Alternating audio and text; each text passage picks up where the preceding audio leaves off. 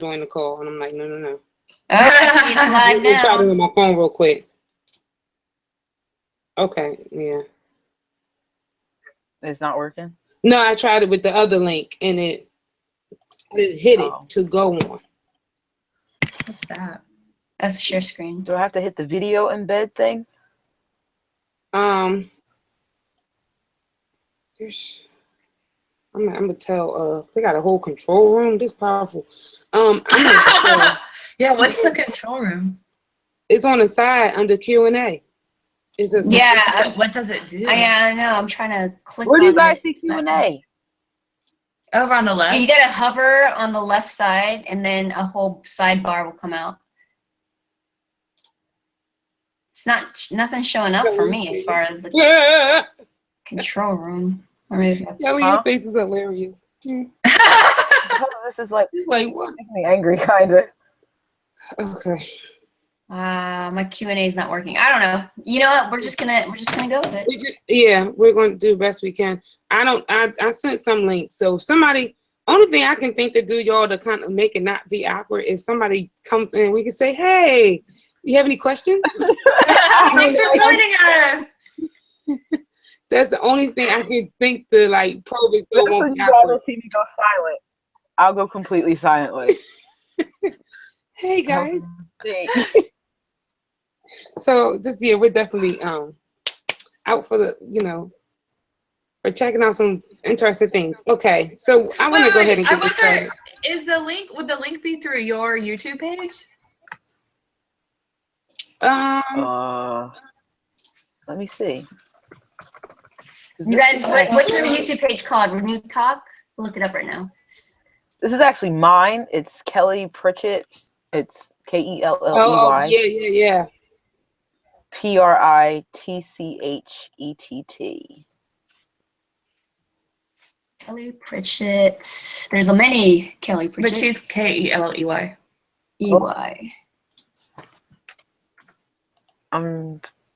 Live Okay. now. There it is. Oh, what's the link, guys? Hello.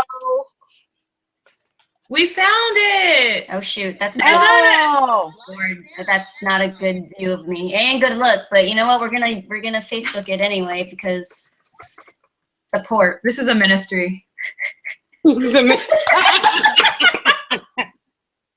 Yes. All right, there we go. This is exciting because I've been wanting to do a live video thing. We've never done this. Okay, we're gonna say, do you guys have like a hashtag or? Janelle, do we have a hashtag? Oh, I just use hashtag Renewed Talk, and sometimes I use hashtag Great Conversation. That's what I use the most. Having a great conversation. What's the link though, y'all? I don't know what the. I'm about to send it to Here, I'll send it to you right okay. now. I'll send it to you right now. Here we go, right there on your screen. Hashtag Great Conversations. Hashtag Fishers of Men podcast. Check us out live right now. Oh, this is powerful. Wait a minute. Oh no, I hit it. So you're gonna watch us? This is horrible. It's called Test. It's called Test. You want to rename it? You might want to name it. Yeah, that's what I'm trying to do. Hold on. Check us out live right now. I'm just gonna get the link. Okay, I'm gonna mute. Wait a minute. Oh no, I'm gonna mute us. This we should be recording because this is hilarious. Actually, does it say we're going live? Yeah. We're live right now. Yeah, we're live right now. That link is live. What episode is this? Oh, I stopped counting, Kelly. I think I'm on like 18. Episode question mark. I was counting. I was counting all of them digitally. This is weird. And I just stopped. I just stopped counting. Did you press publish? No, not yet, because I'm waiting for because if it publishes with a name on it, it won't change after they change it live. It'll change it. It'll change. Oh, this never happened before. All right. Fishers of Men. Here we go. Renew episode question mark. Yeah. That's I did I can't get it right? be Kelly. pushing it. Huh? I said, I We can can't always see you, go back. Kelly. We lost track. Because I don't even think that Darrell put the so guys, Darrell's our graphic artist. I don't even think he put the number on the last one. So that's why I kind of got lost right there. No worries. Cool. This is so cool. I'd be so annoying with this. Okay. Still says test. That's weird. It's like taking forever, like to change. Yeah. Should I just I think publish it? yeah. Okay, fine. Should put this on our personal pages too.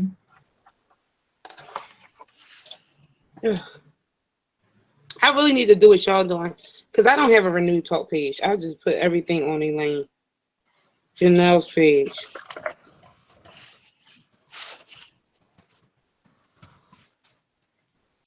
Check that right now. Live interview.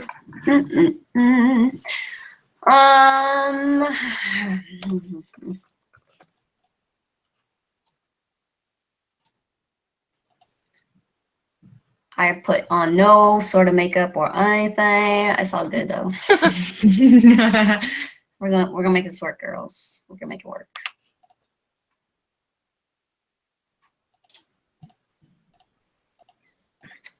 Yeah. See there. Okay. Oh, I was in the wrong thing. Oops. What if we Facebook Live us having this interview on Google Hangouts? That would be so People on funny. Facebook are like, Yo, that would be so funny. Yeah. See there.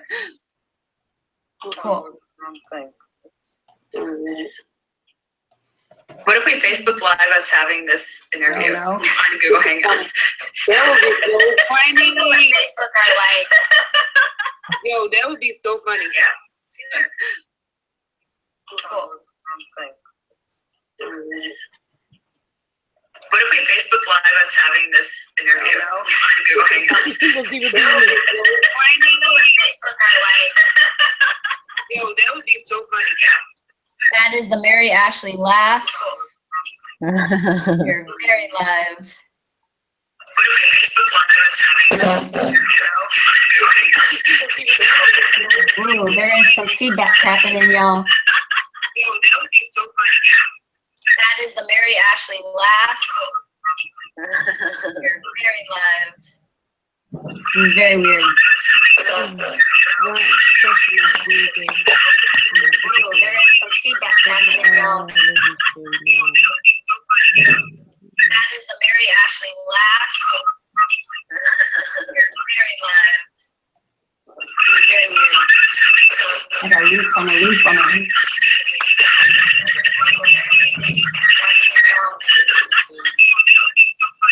Mm. That is the Mary Ashley laugh. I feel like you're gonna remix us. You're taking samples for your Okay, so Number that one should hit. change. That should be good.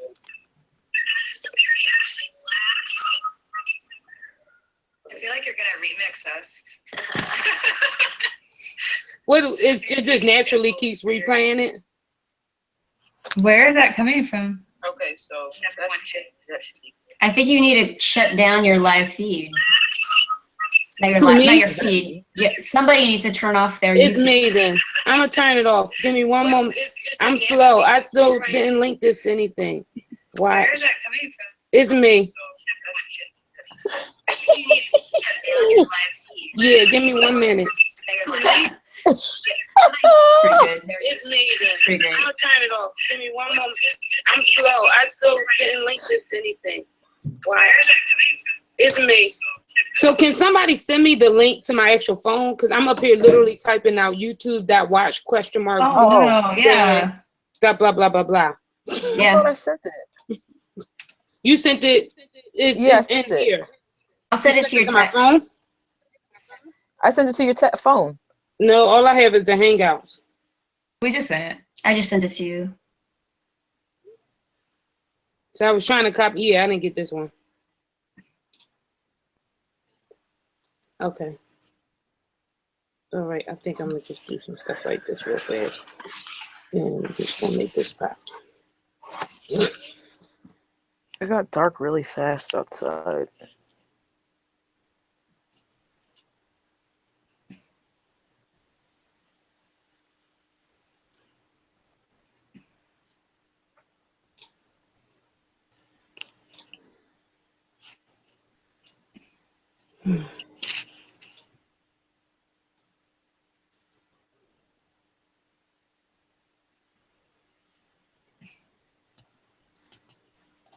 Well, while we wait, I'll grace us with a song. You know what? Yay! Yes, please. Sorry, I've had a sore throat for a couple days. Allergy Nuts. season here in Jersey. The Oh, pollen is yeah. like 4 inches thick. Oh no. Oh, okay. Nope, song left my head. Really? I gotta wait for it to come You did? back. Yeah. Let me just tag Fishers. Oh man. All right. I'm sorry. I'm just so slow. Come on through. All right. Praise God. Plus my phone dying. Like it's just too much going on. And I'm usually good at charging my phone, but today was not the good day, clearly. All right. So I think we've been live all this time. So hi everyone.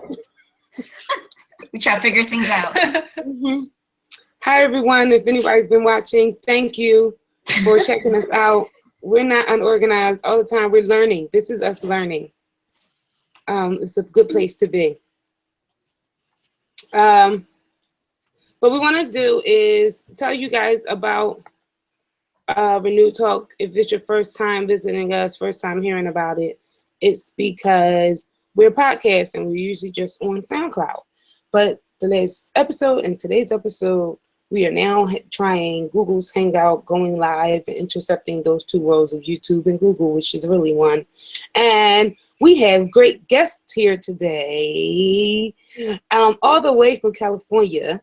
And so, and of course, my co-host and friend and sister, Miss Kelly. West Side. You know, on the east Why side. is she on the west side?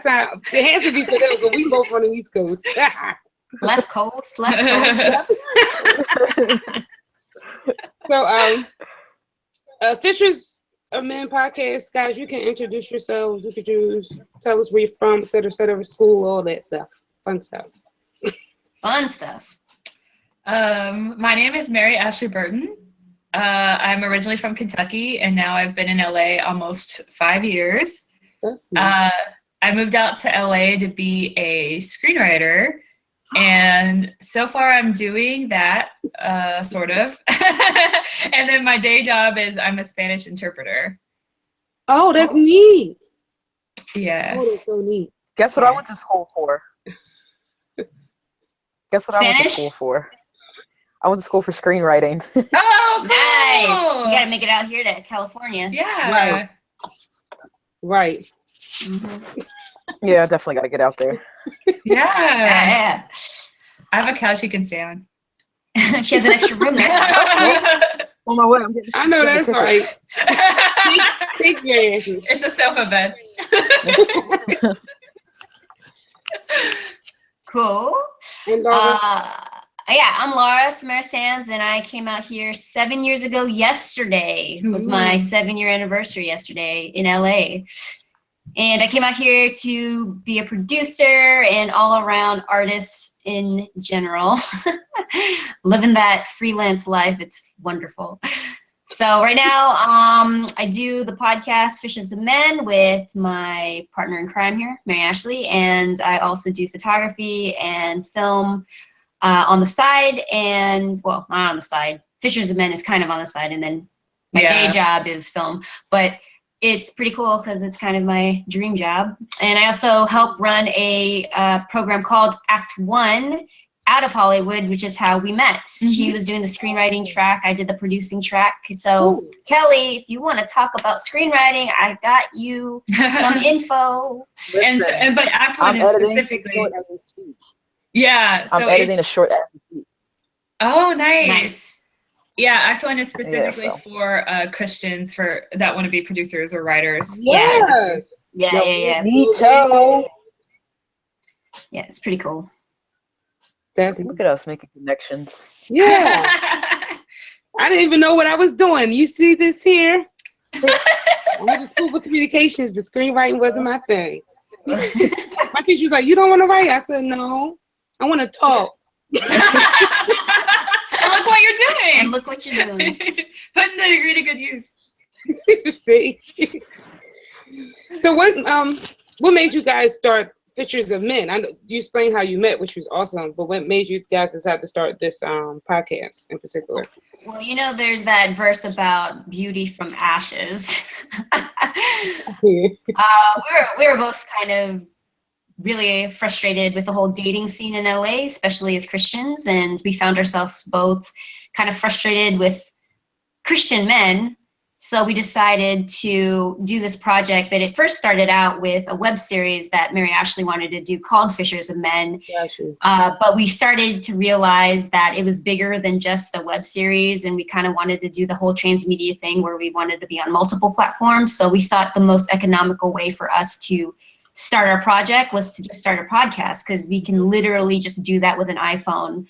I mean, we have other equipment than that, but if we really wanted to, I think the great thing about the time that we live in now is we have no excuses. We can make content. That's true. The difference is That's if it's very good true. content or not. You know, it's excellence is what separates us. But we thought that this was a topic, dating that is, and relationships in general is just kind of a universal topic. So Christian or not, I think what we talk about is appealing to people across the board.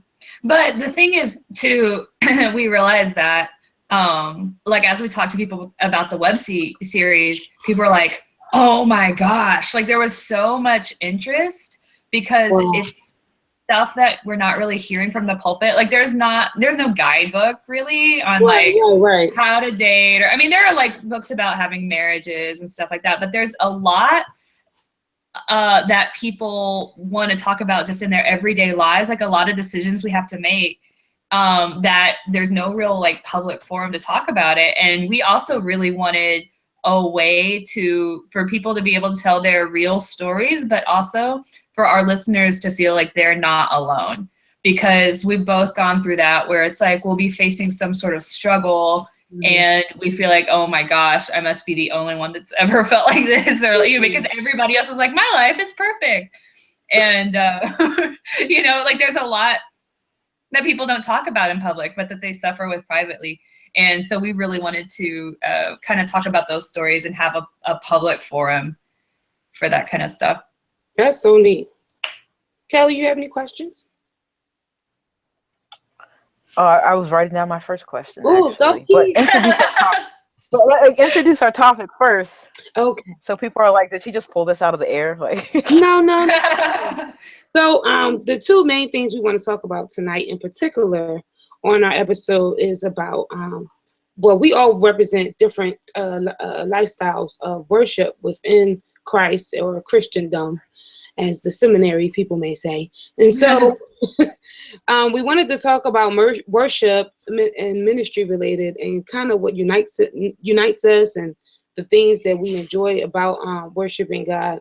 And then we're also going to dive in a little bit into the topic that Mary Ashley has explained so well about dating and about being women who kind of have values, who do have values. Kind of have values. kind of. Depends on the situation, but Depending on the day of the week. Yeah, what mood we're in. How many glasses How of it is wine in I that had. scene, because I'm not saying that people don't have values anymore, but people's values are different than a lot from what those who may be in the church or who are saved and how we kind of view certain aspects of life. So I always think dating is an interesting topic. That's why I think I like your podcast. Because it's always thank you. it's relevant. It's so relevant. It's so real. Somebody can listen to this 10 years from now and it's going to be relevant. Yeah. I'll say, Kelly, you got that first question. Go ahead. Oh, like, okay. So we're talking about like fellowship. I've always been the type of person. I'm kind of open to fellowship with anybody, regardless of their doctrine. I've gone to mass with my friends and things like I've gone to the AME church. I've gone to the Methodist church. My mom is Holiness. My father's Methodist, and then there's me. But sometimes people kind of naturally separate themselves based on doctrine. And it's something that I get, but I don't get, because if we have the common denominator, which I always felt, if the common denominator is Christ, then what difference does it make? I mean, if I believe in the Trinity and you don't believe in the Trinity, like if the bottom denominator is Christ, at some point, why do we keep separate? Is it a natural thing or is it a superiority thing? Like, what do you guys think on that? That's interesting. I don't know that I have a really great answer, although I do want to point out that Mary Ashley and I find it very easy for us to work together, even though we are of quote unquote different doctrinal backgrounds. I mean, she's Catholic, I'm Protestant, but I don't think, or at least I don't necessarily use that as like, oh, I identify as like just Protestant, you know, like I think as a denomination, non-denomination is one. There's a lot of churches out here in LA that kind of claim that. I think they want to be they want to go into the hipster, no labels status, even though, of course, by nature, that is, of course, a label. But right. I think in the end, I think mutual respect is important. I think it's important to hear one another out. I mean, I don't want to get into it too much, but I do believe that if we have doctrinal differences about our core values, we can have discussions about that and they can get heated, because what I believe about Jesus might be different than what a Mormon or Jehovah's Witness might believe about Jesus. And that's fine, as long as we're respectful and we talk about it and we're not trying to infringe on one another's and judge one another based on that. If you want to get into a deep discussion of why I believe what that is by scripture, that's a whole different, you know, level of a kind of talk. But I think we can just get to hang out, get together and be real and be human and, you know, talk about our frustrations with not just the church, but with God. I think it's okay to say that we get frustrated or confused about really what our own doctrine, our scriptures say. And I think that's cool, because if we serve a God who is bigger than us, if I understood him, then I wouldn't need him, right? Touche. Yeah. Yeah, I mean, I think I've been thinking about this a lot, and I think that part of it is like people's need for belonging, and B, people's need to be right. I think it's like a mixture of both of those, you know, because it's like we all just being human, like we want to belong to a group, you know, that's like we don't want to be excluded.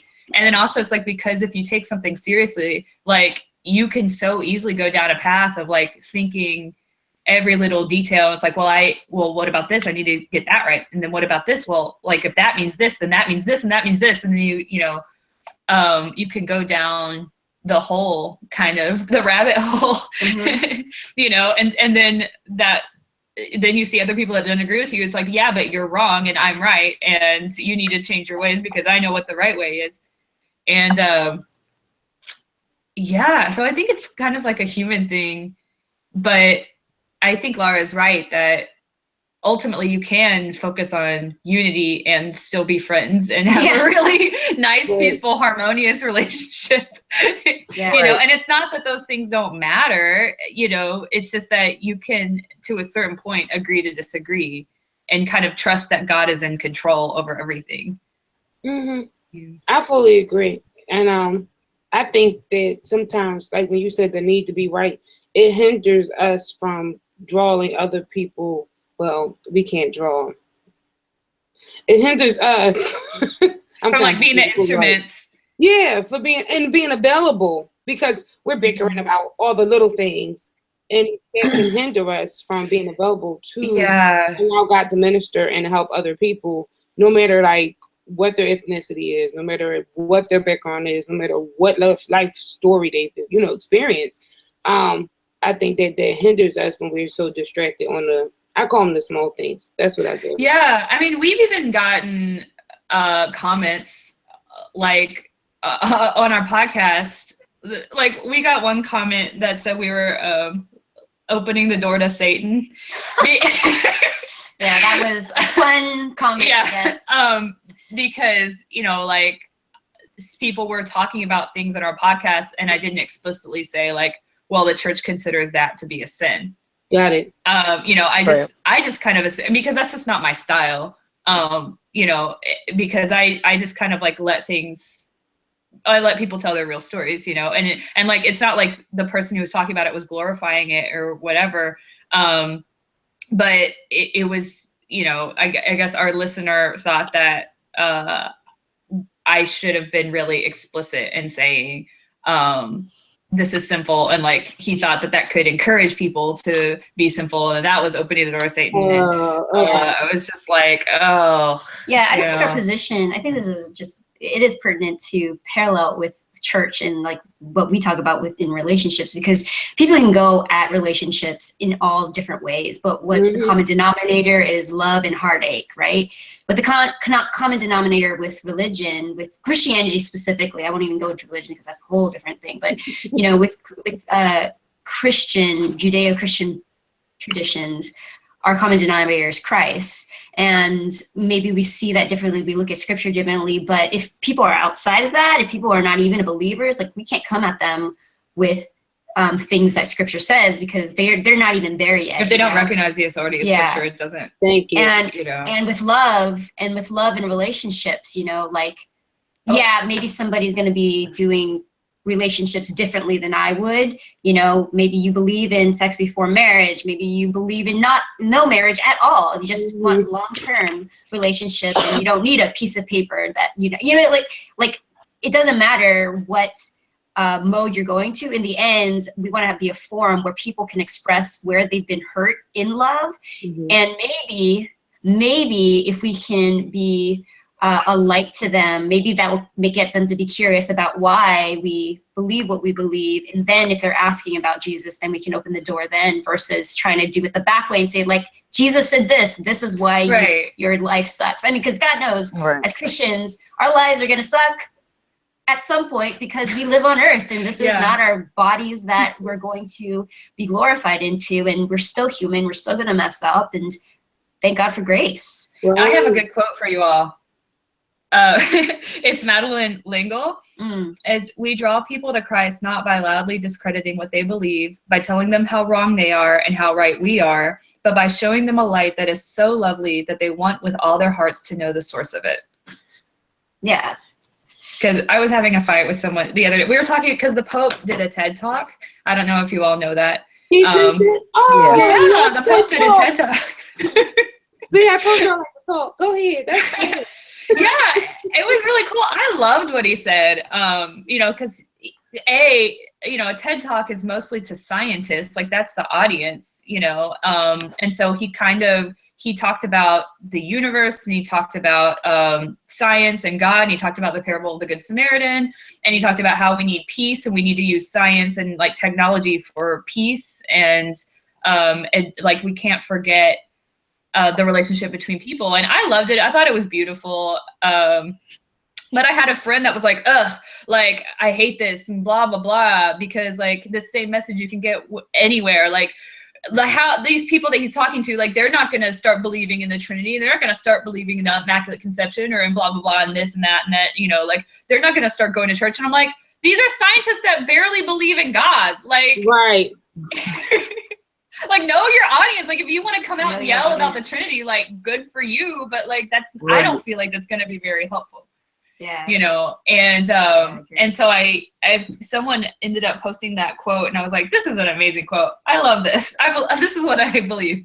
But that same person, it's so funny. He also, when he first discovered our podcast, was like, well, why don't you all talk about other things that aren't relationships? And I'm like, but this is what our whole podcast is about. And like, the reason why we're doing it is because nobody else is doing it. Like, you can have plenty of other, like, you can find apologetics podcasts, like, you know, but. Well, yeah, and relationships just like is an inexhaustible topic. Oh my gosh, yeah. Itself. And who thinks they have all the answers? Yeah, you know. You can have the same topic. That's why I said 10 years from now it could be relevant, because it's going to be something that people are constantly seeking. I mean, how many years have we been writing love songs? Like, we studied it from eons ago. Yeah. And then and it's still about love and the confusion of I don't understand. Like, yeah, exactly. It's so relatable. I mean, that's just my stance. I told my friend one time, because so within the Christian church and in the Pentecostal area, they also have apostolics, and their concept is Jesus only. And sometimes I told my friend, I'm a little free, and he was like, how free are you? I was just like, I just live on a little bit of an edge, because just like you, these scientists that the Pope was doing the TED Talks with, you can't expect somebody to full throttle jump in the off the boat and into water when they still don't understand why the water's there. They don't understand. Right. Oh yeah, that's great. Yeah. Come on, let's go swimming. And why are we swimming again? And what is the purpose of swimming? And what was swimming for me? Like, it's just like, that's how I think. Yeah. You guys really want to know how I think? What you think? And this is just as plain as I can say it.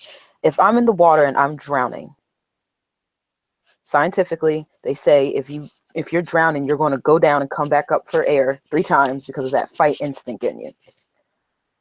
Apostolic. I don't care if it's an atheist.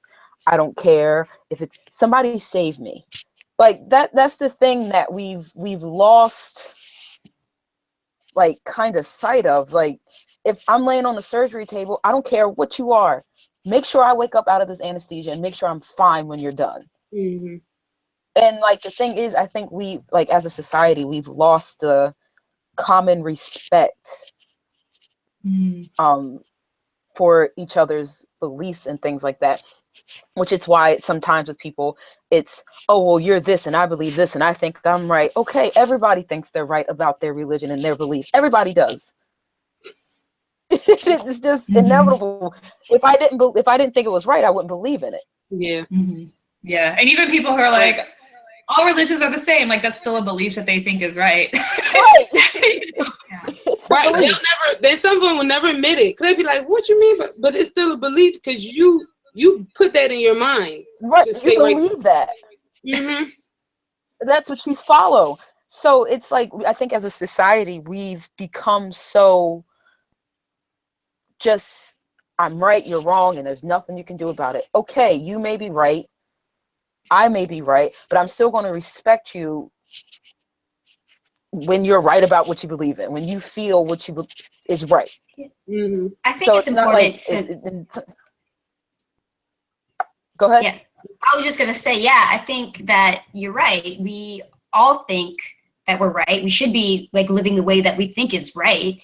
But in the end, I believe that humility is taken for granted these days. We need to be humble, because, of course, we're not going to be 100% right on everything. And even though we are right, we still have to be humble in the stances that we take, even though they are truth, perhaps, because we want to be open for somebody and safe for somebody to kind of have that dialogue with us, which is hard to do in this world when people are so contentious most of the time. Yeah.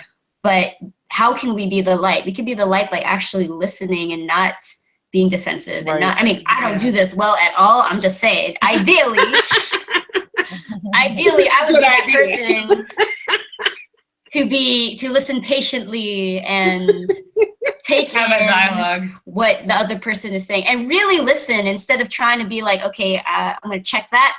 I'm going to come back to that because you're wrong. I'm like trying to make this list in my head of where you're all wrong, but what am I listening for to say that you are right, or at least that's coming from a place that is genuine and truthful. And like, let's dig into that more, because it's got to come from something, you know?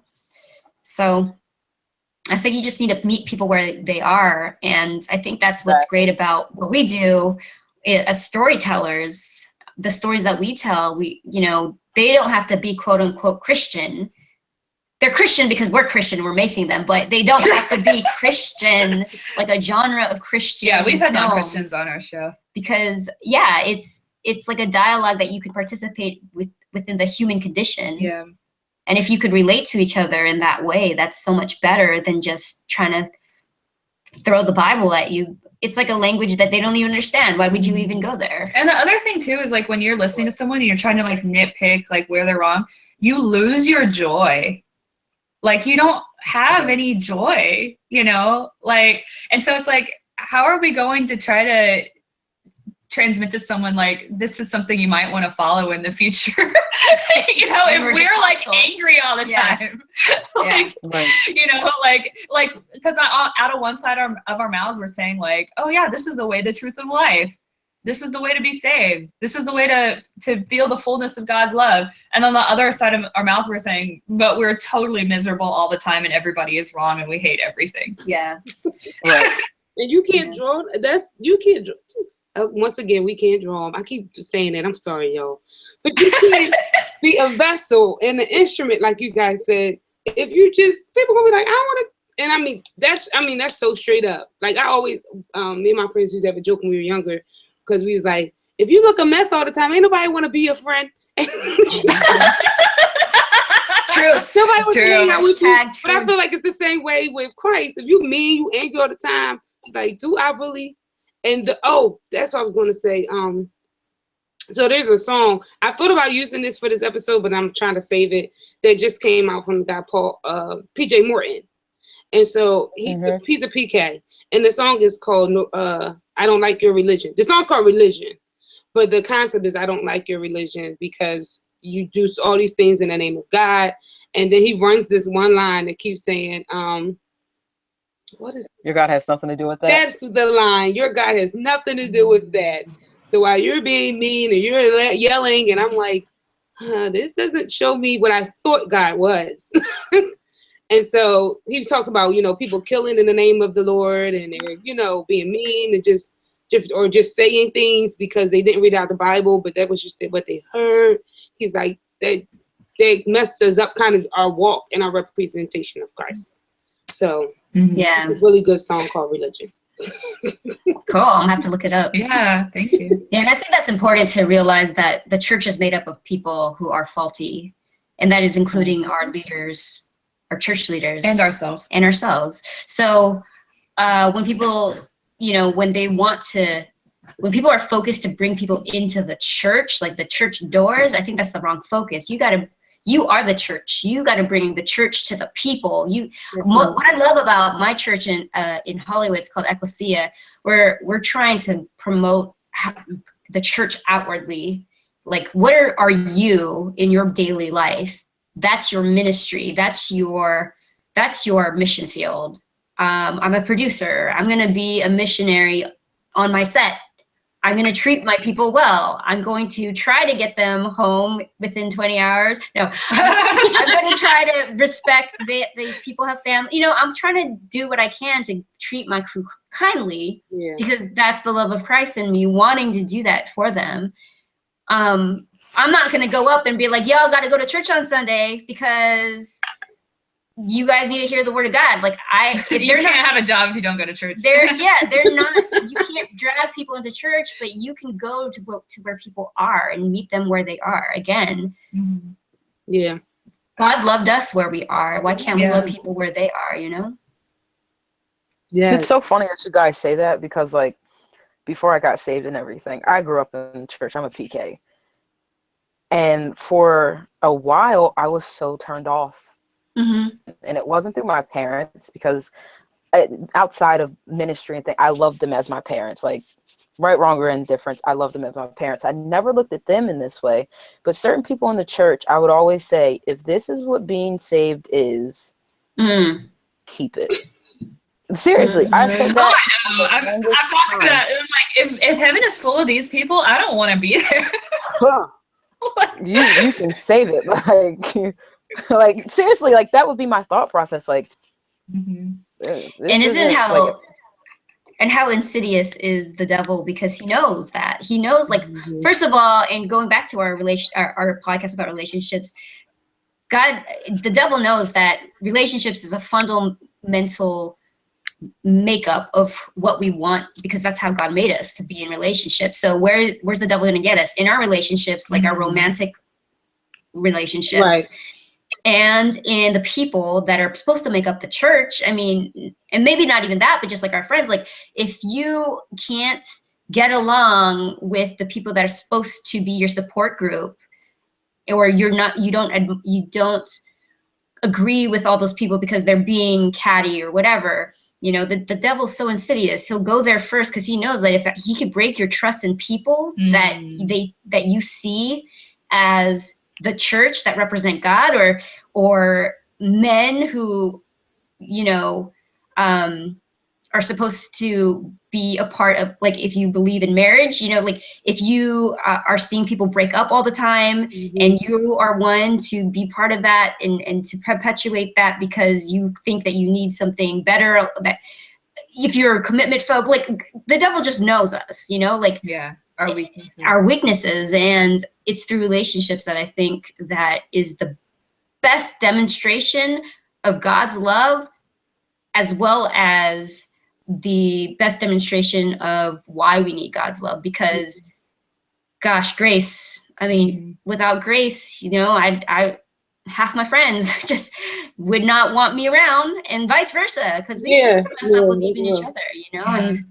And I think commitment, like the devil has really done a turn on our generation who are commitment phobes, because they just don't want to do it. They want easy gratification. They want the bigger, better thing. I think you should say we, not they. We. It's true. we're part of we, it. the generation. Yeah.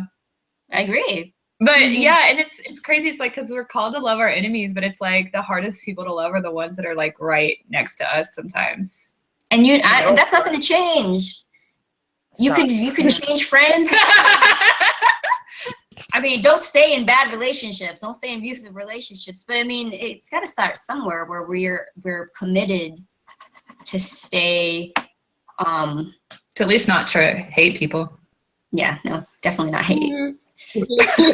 That's a harsh word. Like, I think indifference is worse than hate. But you said you think what?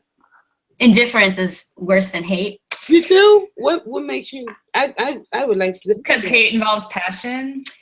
I mean, there's different instances. That's not going to be true across all the boards, but I think it's like I could hate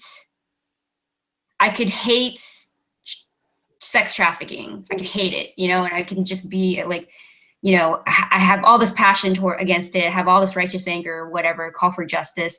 But maybe that's more of a mask of like my indifference, because I'm actually not doing anything about it.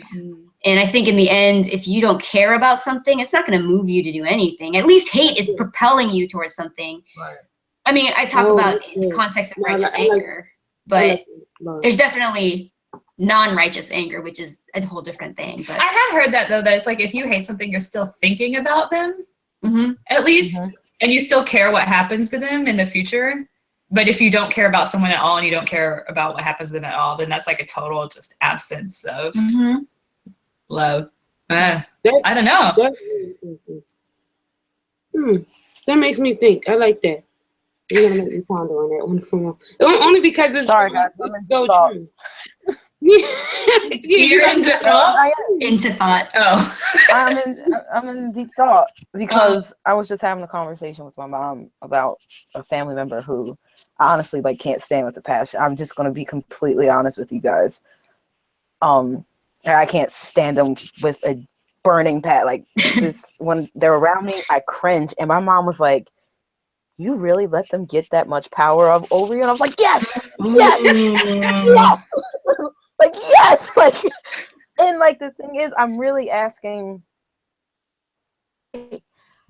I think I really haven't like forgiven them because I still cringe when I hear their name.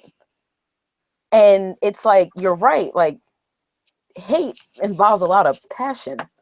And that's why I was sitting there so quiet, like,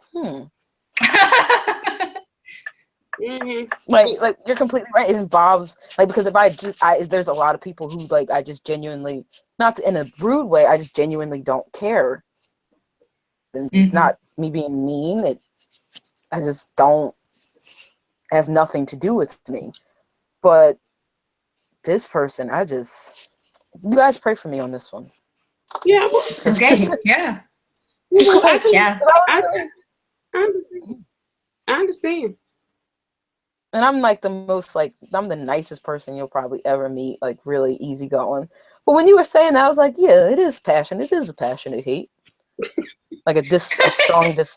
Like I was just thinking, like, Yeah. wow, I am passionate about it. And I never thought about it like that. Thank you. Let me write that down. You got me with you got her the hate with the indifferent part. I think that's really scary because it's so true. Yeah. We live in a world like if it has nothing to do with me or my family or my people, we kind of dismiss it. And so that can be like kind of like a yikes moment because we're those forgotten people, those we should be reaching out to on purpose can easily become forgotten. Yeah, and I think also the media feeds into our heads. I'm gonna just say that because you start thinking like that. Well, if I help them out, they're gonna get in my car and they're gonna do this and do that. And I'm not saying be stupid, of course. Yeah. It's just we'll take things to the total extreme and won't take a leap of faith or really help somebody for a moment because we're so scared. We live in a fear culture. And I'm trying. Totally. I'm really trying to bat against that because I really have the mindset where I want to be effective in my daily walk, like you said, like our everyday walks. When you said your church, Ecclesia was mentioning, like that's your ministry. And what's funny is I work at a church, but but when we meet, people come to the church all the time who are not saved, asking for help. They'll ask for money and things like that. And I think even if you have to turn them in a certain direction, okay, I can't hand you $5 now, but we can do this over here. I think it still has a certain attitude that it should be done, and they won't turn people away from God as well. This is good. That's why I said I like this. So we're going to transition though into our relationships because of the fact that we're talking about our relationship with God, and now to talk about relationship with people. And I kind of feel like we've been talking about it just in a different format for real. Yeah. So, Kels, you have any questions? I think a lot like on talk shows, like you know the show The Real and things like that. They bring up a lot of different dating questions, and I've always wanted, like, because I think we all have our different like interpretations of unequally yoked. Yeah. You don't go there. How much time we got? It's very, to me, it's very subjective. Like, equally yoked can be like it can just. Gosh, yeah. Because someone can check all the boxes, but even still, like, not be in Christ. I think like you can go to church every day, and I think it's a heart condition, though. I mean, I think it's subjective in as much as that people can curate their profiles and curate what they're going to say and try to put out this persona that they want other people to see. But in the end, if you get to know the real person, I think you can decipher that, oh, maybe we don't think about God the same. If we're talking about religion specifically, I mean, that's what I assume we're talking about.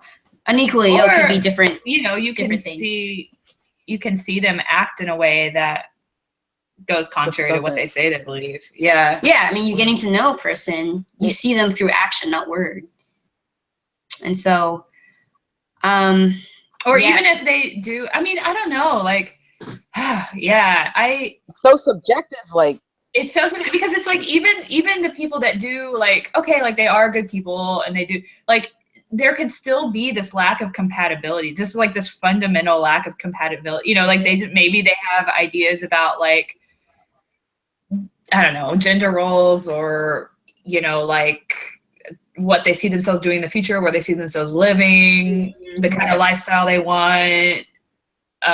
You know, like that kind of stuff is all, and you know, I would agree to a certain degree, but the subjectivity is what you put on yourself. I think you could be subjective of what is fundamentally valuable to you and see if your potential partner has those same core values. So it's subjective to the pairing, and still okay, the easy example is like, I wasn't going to date anybody that wasn't a Christian. Within the last couple of relationships, like you had the Christian, and then you had like the pastor Christian, and then you like had the PK. Like I dated all these different forms of Christian men, and I certainly was unequally yoked with a couple of them because we just didn't think about God the same. We had different notions of what it even meant to be in a relationship together. Yeah, what relationships even meant. So I think you're right, subjectivity, yes, but we have the Bible, we have scripture, if we're talking in this Christian realm, and we can see like what my measure of how I'm going to look at scripture and what this person's measure is going to look at scripture. If we're talking and what it means for their life. And what it means for their life. And how it reflects outwardly in their daily life. We could talk. I mean, we did a podcast called "Relationships Across the Aisle," and it wasn't just religion. I mean, it was just like politics too, right. And like because there's different things. But I think in the end, the thing to think about is what is the fundamental red flag or deal breaker. Our last episode was about is that coming out Monday? Oh, that's coming out Monday. I'm getting ahead of myself on breakups. Yeah. On breakups, sorry. We're gonna We got therapy on the air. Oh no. Did that come up yesterday? No, I didn't. Oh, sorry. I forgot to put it up yesterday. Okay. So we have an episode coming up on breakups. We highly recommend you listen to it. Because it's about what you both are valuing as your core fundamental thing. And the things that you clash, because of course you're not going to find somebody that believes everything exactly the way you do, are those things going to be things that you can compromise on? And the things that you don't compromise on, that you don't want to compromise on, like that, you're just playing with fire at that point if you are still or setting yourself up for heartbreak or failure. I mean, you could still certainly engage in long-term relationship and still make it work when you're fundamentally in disagreement. You just have to agree about how we're going to disagree, and we're going to agree not to let this get into the relationship. But those are all questions that should come at the forefront, which I don't think people tend to do the way people do relationships. I think there are extremes, like either you avoid it or you like come right out the gate, and like the first message people send sometimes is like, hey, like I hate this. Like I just got a message yesterday. This guy, his first message to me was about how he hated bourbon. And I'm like, like, cool. Okay, I love bourbon, so I don't really see this working out. Great. Oh no. I thought that was such a weird, I mean, it's like, what?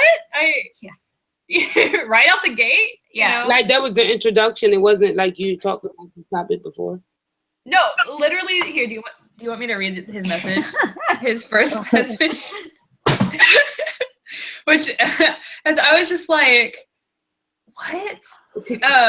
How did you even find me? You know, and obviously, like, he seems like he read my profile. So it says that I'm from Kentucky on my profile, which, you know, get a clue. Anyway. So he says, I'm in Bardstown right now for work, which is a town in Kentucky in the bourbon area. I'm in Bardstown right now for work. It's okay. I hate bourbon. Whiskey is for men. So I said, bourbon is a form of whiskey. And he said, bourbon is America's fast food version of whiskey. Only the Irish and Scots know whiskey. Guys who drink bourbon drink wine, and they take their girlfriends to the gym with them. That was his second message to me. And I was like, why? What? Yeah. Why even reply? What? Yeah. That's so random though. He would have been added to my block list. I would have blocked his number. like just Mhm. You know what? never He get in provided contact me with with them. so much entertainment though with my friends. So Um, thank you, random guy who hates Silver bourbon. lining, silver lining. But yeah, so I mean, I think especially with online dating, like when you find out a bunch of random facts about someone just from their page, then you feel tempted. Then you feel like you kind of know them, and then sometimes you feel tempted to like write them a message about all these little details, like whether or not. And so like I've had some guys that's like, hey, like before we go out, like I want to know what your stance on abortion is, and like just. And I'm like, whoa, Kelly's face. like if we were in a bar, you would never say that to me as like your first message. You would never walk up to someone and be like, I just want to make sure we're on the same page about abortion. Like, I'm so lost. So lost. That's I what's true. mean, I'm not it's saying. like, go ahead, sis. It's just, all I'm saying is it's very strong. Like that's the same. I equate that to the same aspects of when people would just like walk up and they be like, I'm a virgin, and you're like, okay. So what they got to do with anything? Like, well, how do you too? Like, I don't know relationship acting crazy like that. That's just my opinions. I see, like, yeah, like I remember I was talking to a guy, like he just randomly said one day, and this wasn't like the first thing that he ever said, but I remember I'll never forget, I was driving in my car, and he was like, I really hate when girls constantly ask me, what are you doing? And I'm like thinking to myself, did I ask him what was he doing? I don't remember ever. And I'm like, I said, did I ask? Like, and I wasn't trying to be smart or anything because I can be very sarcastic. I was like, wait, did I ask you? Like, right now you rehearsing the what whole you're doing? And I'm like trying to think. And then I'm like, I get to a red light and I'm scrolling through messages. Like, I know I didn't ask him what was he doing. And he was like, no, I just really like that just really irritates me. Oh. I'm just letting That's so you know, never like letting for the future. And I was just, and like, that's why when you were saying it, I was so thrown off because now I remember how that threw me off. Dude, you didn't even give me a chance. Like, my thing is, let things create an opportunity for itself to come up. Right. And see, that's the thing that these guys, they send me these crazy messages sometimes. And I'm like, I'm uncomfortable with you asking me about that. Because they'll send me messages about like my sexual experience. Like, have you done this? Have you touched that? Like, and I'm like, I don't want to talk about this with you, stranger from the internet. And it's like, well, I just want to see if there's a chance for us to have a serious relationship. And I'm like, dude, I don't even know your last name and I've never even met you. Like, yeah, there's no chance of me having a serious relationship with somebody that's starting a conversation like that. Because then I want to know what is in your brain that makes you think that this is okay. Let's ask for this today. And this sounds like a good question. What made you think that was a good question? And then you're asking me like, you're talking to me like I'm the crazy one. Yeah. Because I don't want you to ask me what I've touched or haven't touched. Don't ask me. Yo, people are crazy. Yeah, I'm not. Crazy. Well, let me ask you guys. Oh, you did an episode on this. I started to listen the other day, but I was on my way to work. So my ride to work is not that long. So I started listening to it, and you know how you waiting for the thing to load, and I said, "Oh, it's not gonna happen." Speed dating. So I don't really have much of a dating life. I do strongly believe in courting. Okay. Like, I strongly believe in it because I really don't like wasting time. So anybody that's considered an ex, most of them I never really went with. I really just talked to. And there were like 2 people that I did go with, but it didn't last past 3 months. So I was just like, is that legitimate? I don't know. So, but I mean, it's good experiences. I mean, all the guys honestly were good guys, great guys. It just didn't work. But like, I really want to try speed dating out, and I was kind of wondering. I wonder what they think about that. And I'm really putting myself out there because now anybody's going to know. Yeah. Well, you know what? I would say this. I'm a speed date. Just like internet dating, I think we both agree, like, there's nothing inherently wrong of meeting somebody anywhere. Like, you can meet them online, you can meet them at the bar, you can meet them at church, you can meet them on the street, wherever. Yeah. You can meet them on a speed dating dates. But it's what do you do in that moment? What do you do in the after, really? It's like, are you going to actually pick up the phone and call this person that you met on the internet? So that it's whatever they're willing to do for that next level. Now, if they're going to go too fast, or if they're going to be inappropriate in the next whatever few minutes, Right. or the first date, like that's the red flag that you got to look out for. But I believe you can just meet anybody anywhere. And like the couple I interviewed for that speed dating episode, they've been going together for 5 years now, and they met on a 2-minute date. And I was going to ask you, that's what I was going to ask you guys, because I know it was something different. I was like, it's just I want to try out. I'm not in a relationship with nobody. I'm not committed to nobody. Now, why can't I? And if I don't like it, I don't like it. If I love it, I love it. But I wonder what has anybody else done speed dating and what were their kind of experiences with it? That's what.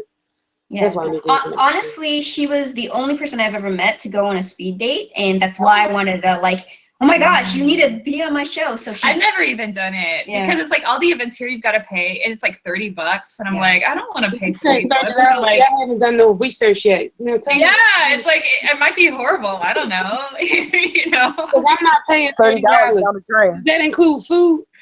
Yes. Usually it can include. I think it includes at least a drink. Drink and food. It depends on where you're at. I don't know if it includes total food. I don't think it's a meal, honestly. It's probably snacks. Yeah, but it's like $30 for snacks. $30 for that particular one. Yeah, I mean, all the events I've seen have been like in that price range. We should just do our own.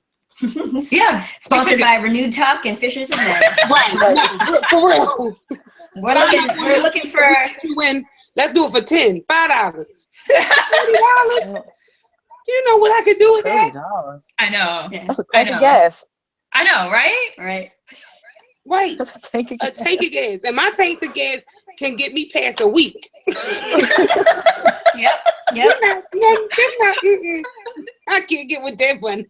Oh no, I didn't do any research yet. And I was like, oh, I just want to try it out. Sounds interesting. I mean, the only time I think I might, at some point in my life, I feel like I probably should experience it, but only for research, but only if it was like benefiting an organization or something. Yeah. Or then I might come meet them halfway if I know it's really going to help somebody. Right. But I can't see myself paying $30 to drink, and I don't really drink, so right. Just to maybe meet someone, but probably not. I mean, just that once, you know. If a meal is included, you know. Are you kidding me? What? I said to meet somebody drink ginger ale. What you say?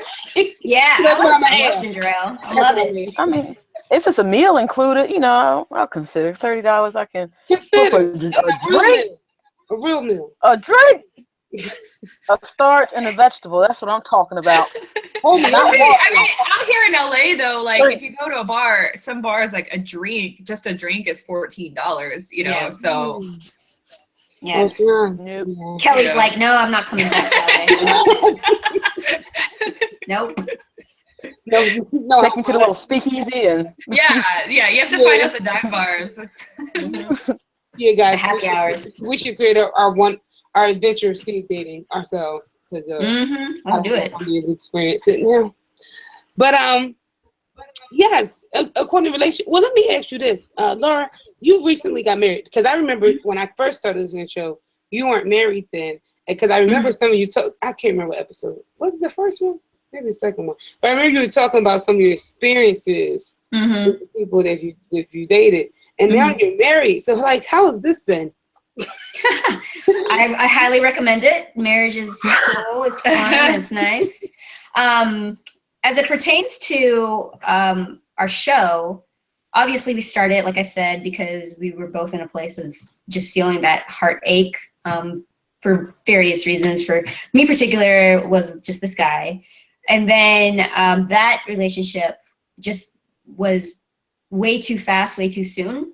It was one of those things that we got physical way too soon, and you know, it just kind of was bad. And then the next relationship started out the same way. Like I didn't even know he liked me until he kissed me, and I was like, oh, maybe I do like you, I guess. And then when I got to dating my husband, we were starting to talk. We were still friends. Mary Ashley is the one that encouraged him to ask me out. Oh, kudos Yeah. to Marianne. Good wing woman right here.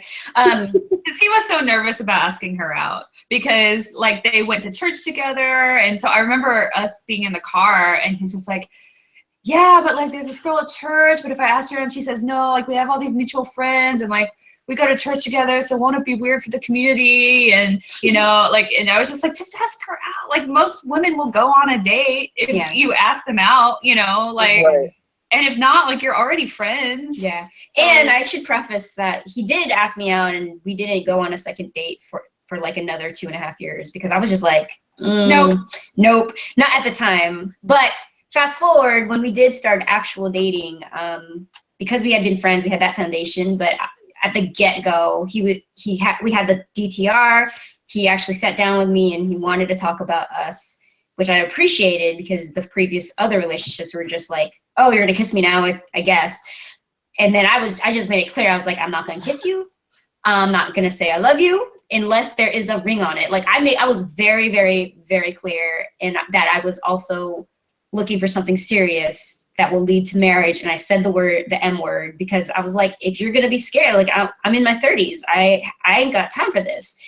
Which of course it's hilarious because if you knew him and Mary Ashley knows him, like of course he was that guy. Yeah, he's I like didn't super even intentional, serious. Yeah, guy. I should have been giving that speech to the other guys, but this guy, I just needed to say it for myself. So I think setting it up for, first of all, personally, you need to know that you're in that place that you are going to have a certain standard. And then it was wonderful. We got engaged like 4.5 months later, and then we got married New Year's Eve of this last year. So we've almost been married as long as we've been dating, almost. So. But I think what comforts a lot of people is because you knew him. Even if y'all weren't close, you just at least knew who. Oh yeah. he was. Yeah. Yeah. And you were always, I mean, you really were friends. I was like, you know, same friend circle, going to church together. So you were always seeing each other at events, like, you know, and you really knew who each other was. Yeah. That's good. Do you mind me asking? You can tell me no. Do you mind me asking your guys' age? I'm 32. Okay. Oh, age? Yes. Yeah, I'm turning 35 on June 5th, so in a few weeks. Yeah. Yeah. I'm 32 too. Hi, Mary. Hey. I'm the opposite of 32. I'm 23. I'm not even 20. I'm not even 23 yet. I won't be 23 until like next Sunday, I think. I thought we was Happy birthday. Happy birthday. Oh yeah. Thank you. I think is it next Sunday? Is it 28th? Next, not this Sunday, but it's next Sunday. The last Sunday, right I before Memorial Day. Oh yeah, Right. you get a I long forget weekend for your sometimes. birthday. That's nice. I can't. Doesn't that mean something for you? Because aren't you a substitute teacher? So you get some time away from the children? I just like after the day I was like, I can't come back until Thursday. I need a break. Until Thursday. After the day, I was like, I'm not coming tomorrow. So just don't even put me on the list. I'm not coming. But yeah, it's always a cool weekend. It's always traffic. Yeah. So it's not really fun to go anywhere. Gotcha. Yeah. But yeah, I'm the youngest. I'm always the youngest on this podcast. I don't know. I think it's a conspiracy. It's Janelle's not a conspiracy. plotting against me. It's not a conspiracy. We're not going to start that.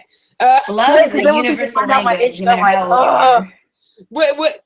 To be honest, guys, I generally like if I reach out to my friends. A lot of my friends are actually younger than me, and so I do have some friends my age. There's nothing weird, but I have a lot of friends that are actually younger than me. But they still have to be older than Kelly. So it's just it's not on purpose. And then the majority of my friends are all older. Like I've always hung out with people who are way older than me, so it's just inevitable. Yeah. So, when you guys were talking about courting on another episode, I want to ask this question before we get to our close. What were the things that you learned from courting? Or From the episode? Yeah. Yeah, so we had a couple on that are doing courting. They're courting each other. And the way that they described it, I guess I learned about how intentional it is, how really you don't, it's really guarding your heart. You don't want to jump into anything, or even really like do relationshipy things. And they were interesting because they were in a conventional relationship. Like they were like walking on the beach and holding hands and like, you know, going on dates and stuff. And then the guy said that he felt like he was kind of too close to really make a decision about the direction in the future. Wow. And so he felt like he needed to kind of take a step back. And the girl said that she felt kind of hurt by that until she realized what he was doing. And they went together to classes on courting. Wow. And because at first she said she felt like she was being rejected. But he said, no, I just needed to be able to kind of see her more from a distance, to be able to see her more clearly and objectively. And like now I feel like I could ask her to marry me tomorrow. But at the time when we were dating, I felt kind of paralyzed because it's like I had these feelings and I didn't really know what to do. And he felt like he couldn't make any kind of decision. And so I thought that that was really interesting. I mean, I personally feel like dating should be more like that. Like you should kind of be a little more, maintain maybe a little bit more of an emotional distance and definitely physical distance until you kind of know what's going on and know if you want the same thing and know if it can really get serious, to avoid that heartbreak. Because both of us, we've said before, like it's harder to get over. So it's harder to get over a heartbreak that comes from crossing the line emotionally than from crossing the line physically. Yep. And Agreed. I think that's the beautiful thing about courtship.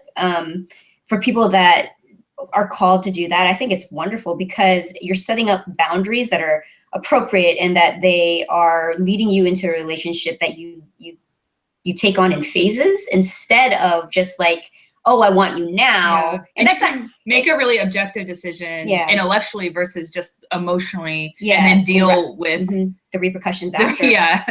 Because I'm sure we've all been there, most people have, where they've got into a relationship too fast or crossed boundaries. And I'm not even talking about sex necessarily, just like emotional boundaries. Like you are pouring yourself into this somebody that may or may not be your lifelong mate. What if you guys break up and he has that piece of you or she has that piece of you that you'll never get back? And it's just hard to get over. Like when you have that companionship, because I think that deep down, that's why everybody longs for a relationship, is like we just long to be loved and understood by someone else, and to have to love them and to love you unconditionally. Yeah.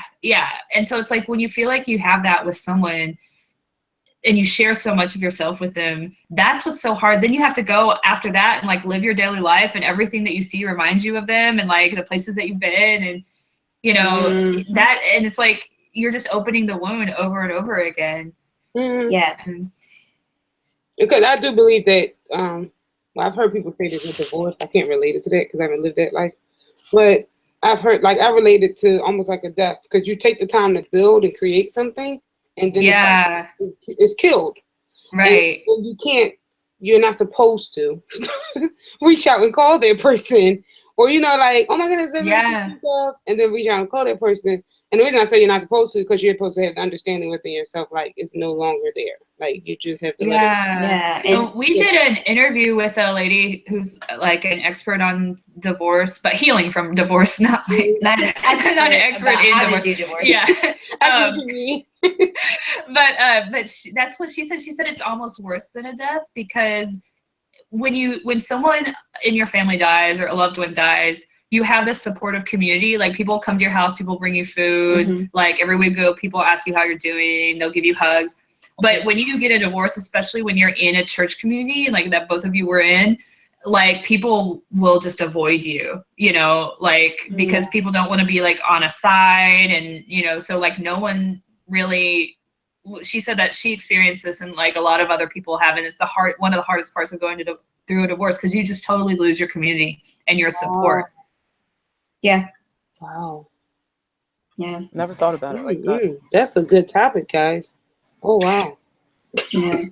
Well, we just did, like I said, we just did an episode on breakups that will debut this week, and then the follow up, it's the same therapist that we talked to about anger, and I think that's very relevant about talking about like looking at a broken breakup as like that person has to be dead to you, because if you are, like Mary Ashley says, you're reopening those wounds, you need to give it some distance, because I even am guilty of this, of trying to be friends with an ex too soon that I wasn't over. And we were both not over each other. And it's like, what were we doing by pretending to be each other's significant other when there was no commitment there? Yeah. Man, there's a whole other topic that we won't get into today. But I mean, I had this whole thing of like intentionality, drawing appropriate boundaries, and respecting the other person's spouse. Whether, you know, at some point, you know, if that person wants to get married, you know, like that's somebody else's spouse. Right. So there are boundaries, definitely. And it's true. And I'm guilty of it as well. Things not working out. And I'm like, but they're still my friend. It's like almost like a mentality inside of me, like, it's okay. Yeah. And then next minute I'm like, child, if you don't leave that boy alone. No, did we not have like a 2-hour conversation about this though at my house? We did. We said Kelly and I came together for an episode, and I think either before or after the episode. It was before. We didn't even get to the episode. Yeah, we talked like 2 hours. So we both at that time, we weren't going with these guys, but we were talking to these guys, and at that time, my person just kind of, I could tell in our conversation, it was declining. And then when I kind of said something about it, truth is I went off. I did too much. But when I said something about it, it was just like, you know what? I should have picked up the signs and kept on moving. You know, got my car and turned off. But you know, I'm very, though I can be mean, because a lot of my friends say that I can be mean, but as well as being mean, I'm very, very soft-centered, very careful, very caring, and sometimes that can just bite me in the behind. And so I was going through that while Kelly was going through. I can't tell your story. So it was more so, like you said, investing emotionally. I felt that I had to kind of, even though we weren't technically like official or dating, really, we were. I don't even want to call it court. I'm just going to say we were wasting each other's time. But seriously, seriously, it was just like 4 months, 5 months of just time wasted. And I was in like a weird place. I'm trying to get like, it's my last year of college. I'm trying to get everything done. I'm trying to figure my life out. This dude hasn't even thought, like he keeps saying a whole bunch of other things. And I think because I had invested so much in him emotionally, that like just letting in out of the clear blue, one day he just texted me and said, I just want to be friends. And that just threw me off. I was like, I thought we were out of the blue. And I just couldn't grasp the concept of like, I guess it was that female thing in me where I just needed closure. Why? And like this went on until, ask Janelle, that happened in November. This went on until like August. Like I'm still trying to figure out why, but it was because, and like I've come to the conclusion, it was because I invested in it so much emotionally without there being any commitment tied to it. Right. That's why I was saying, like, Janelle, we literally, like, not literally talked about this, but we had an off-air conversation about that. I invested emotionally, but there was no commitment. And that was just like a lesson. And I thought, like, I'm so glad people on the West Coast understand how I feel. Oh my God. You have no idea how many times I've done that. Come to LA, we'll hang out. Oh my God. Yeah. I've done the fake girlfriend thing so many times until I got to the point where I was like, I'm too old for this. I can't do this anymore. Like, I cannot do this anymore. I would rather be single for the rest of my life than be somebody's fake girlfriend. Like, seriously. I just can't. Just to say you're in a relationship, but it's chaos and annoying. That's my point. But not even a relationship. You know, it's like I've done the like whole thing where it's like a guy friend, but he just like, he gives me a lot of attention. I give him a lot of attention. We talk all the time. We rely on each other. You know, like we have like from the outside looks like we're dating, but he has no clue that that's how it looks to everybody else. You know, or like he has no clue that like what he's saying to me, I'm gonna misinterpret it because only someone who Yeah. once a relationship would say those Mhm. things. Otherwise, you're a crazy person because, or you're bipolar or something. You know, I don't know what's wrong. Bipolar. That's a good one. There's some out there. They need to go get tested. So I have to be somewhere at 7:30. Yes. So we're done. We can just pray out. Okay, yeah. Yeah, my courting question was the last one I really had. For real. So so we can pray out. We usually let our guests pray out if that's cool with you all. Yeah, Okay, sure. Yeah, I would love that. Awesome. You want both to, or just one of us? You want? I don't know. What do you want to do? Let the spirit guide us. I've got a prayer that can I read you all? Yeah, because we're going to talk about Yes. let's do it. prayer. Can I read you one that's meaningful to me, and then we could also do free. You can do freestyle. I think you should just benedict us out. So, Okay. Yeah. All right. So this is one of my favorite writers, Thomas Merton, and I have this prayer like on my mirror, and I read it all the time. My Lord God, I have no idea where I am going. I do not see the road ahead of me. I cannot know for certain where it will end, nor do I really know myself, and the fact that I think I am following your will does not mean that I am actually doing so. But I believe that the desire to please you does in fact please you. And I hope I have that desire in all that I am doing. I hope that I will never do anything apart from that desire. And I know that if I do this, you will lead me by the right road, though I may know nothing about it. Therefore will I trust you always, though I may seem to be lost in the shadow of death. I will not fear, for you are ever with me, and you will never leave me to face my perils alone. Amen. Amen. I enjoyed that prayer. Thanks, guys. We appreciate you for doing this with us. so appreciate you guys. And this, Oh my gosh, thank you This so was much. so This fun. is We should this just is hang out, amazing. I Yeah. think. yeah. Yeah. And now I got loved a it. great connection for Kelly. I'm really excited. I'm excited about seeing this work. Absolutely. And keep in Come touch. to LA. You We'll do. house you. Yeah, send us your short when you get Totally. it done. Yeah. Oh, definitely. I got you guys' email, so I'll totally send you the link. Oh yeah. All right, guys. Have a wonderful night. You too. too. It's late on your side too. Yeah. All right. All right. God bless. See you guys. Bye. Bye. Bye.